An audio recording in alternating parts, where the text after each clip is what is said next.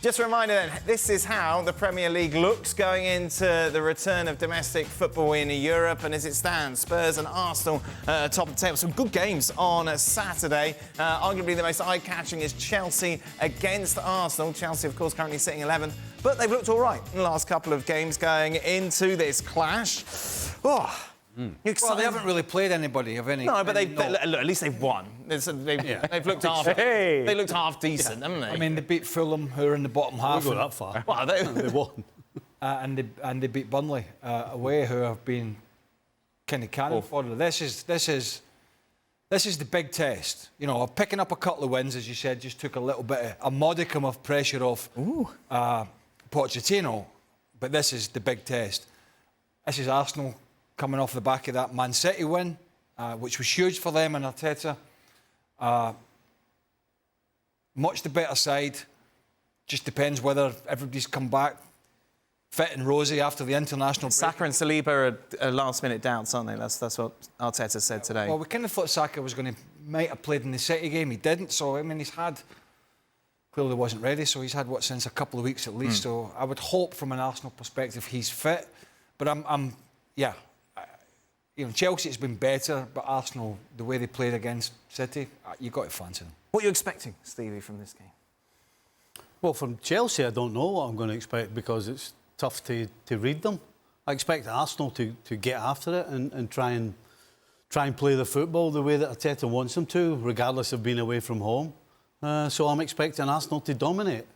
And for Chelsea, I actually don't think this is about Chelsea winning the game. I think this is about how Chelsea compete. Because if they lose this game to Arsenal, which I expect them to, for me, it depends on the manner of the defeat. Because if this is a shellacking, which it's possible... Do you think it really could be? Absolutely. Absolutely could. Listen, we can't rely on Arsenal to score a goal. You know, I was listening... Chelsea, I beg your pardon. I was saying about how recently they've been scoring goals. Well, they scored 3, right? One was an own goal. The other one was a defender trying to clear the ball that hit the centre. What's the young kid's name? Played up front. Jackson. Help me out. No. Modric. No. Okay. No, see, you don't even know. Come on. I don't know what you're talking about. The kid he was on loan at Southampton last year. Broya. Broya gets a goal, but it's actually hanging there. We did that to me 2 weeks ago. But it was a defender clearing the ball that hit him. Right. So they actually scored 1 goal. Right. So listen, I don't see Chelsea scoring many goals, but as I said, I don't think for Chelsea, if they're really honest with themselves, for me, it's not about Chelsea winning a game. It's about actually competing and putting up a fight. You think the same, Ali? Well, the bar is very low for Chelsea.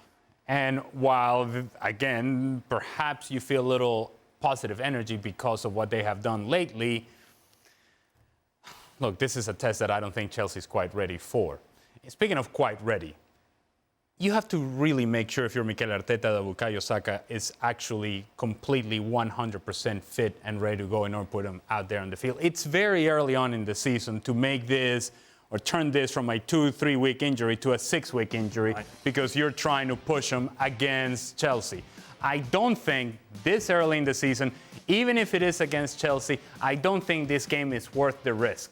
If Bukayo Saka is so... They can still win without... That's what I'm saying. That's exactly what I'm saying. They can still win without Bukayo Saka, or they should be able to win without Bukayo Saka. But I think in order for Arsenal to achieve the things that they want to achieve this season, he's going to have to be at the center of everything that they do in the attack. He gives this team something different down the right-hand side, and just his presence on the field creates, I think, a different type of energy for Arsenal in the final third. So don't take a chance if you don't have to. You have to be very sure that Bukayo Saka is 100% fit, ready to go. I don't care what the player tells you. The player's always going to tell you, I'm good. Right. I don't care what the doctors tell you either. Even if they tell you they're ready, if I were Mikel Arteta, wait another week. Isn't that what your doctors are there for? Nah. Don't listen to the doctors. Don't listen to those guys. Don't listen to the machines. Don't listen to... I've heard that. All I'm saying is, if you feel like, okay, he's ready, we're not in April. We're not March, April. This is not deciding time just yet. I don't think you risk him. But that's why they bought Trossard, who's done a good job for them. That's why they bought Havertz. You know, he's tried to play him in the midfield 3.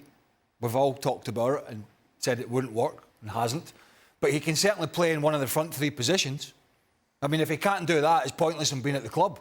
Never mind, he's paid 70 million for him. If he can't come in and play on the left or the right or through the middle if there's an injury as a striker, and we know he can, he knows he's done it, you know, now and again for Chelsea, but a lot for Leverkusen when he was younger. If he can't do that when Saka's out, what's the point? Yeah. Unless he was a free transfer and it was a no-brainer. But he hasn't been. He's a big money signing.